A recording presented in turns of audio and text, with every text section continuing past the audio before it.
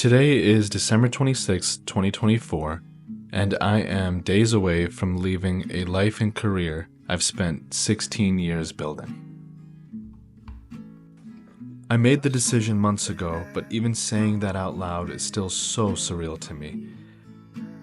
The process of letting go creates an opportunity to reacclimate yourself with parts of you that needs to be replenished, because they've been neglected for so long. For me, this included my mind.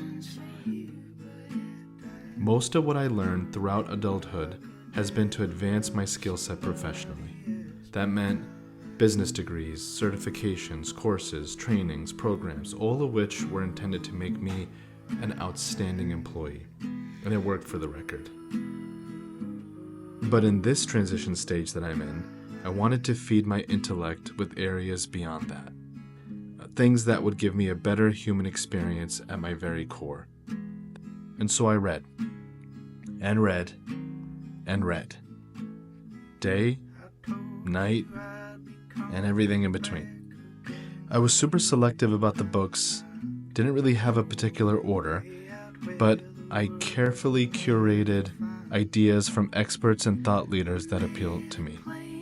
I highlighted key themes that stood out to me and jumped from book to book until the list grew and grew.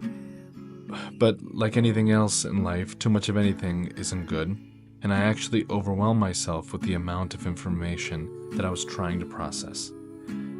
I read about leveraging human psychology, rewiring the subconscious mind, wealth and happiness theories, teachings on spiritualism and the ego, Stoic, Zen, Toltec philosophies, law of attraction and manifestation, and sprinkled in some financial advice at the same time.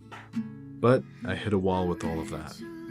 I knew knowledge is nothing without acting on it. So I cataloged everything into themes and topics and created this sort of reference guide that I plan on using and revisiting regularly to ensure that I'm acting on what I'm learning and hold myself accountable and not just build a dusty library to show off. By no means is any of this intended to convince anyone that I know what I'm doing, because I certainly do not. But it does feel like a step in the right direction. The other day I told a friend of mine about the transition I'm going through and compared it to walking through a dark room with a small flashlight trying to figure out where I am and why. She paused and said, "Maybe it's not a flashlight you're holding, maybe it's a candle. And your job isn't to solve the darkness, but to keep that candle burning and focusing on nurturing the light, not conquering the dark."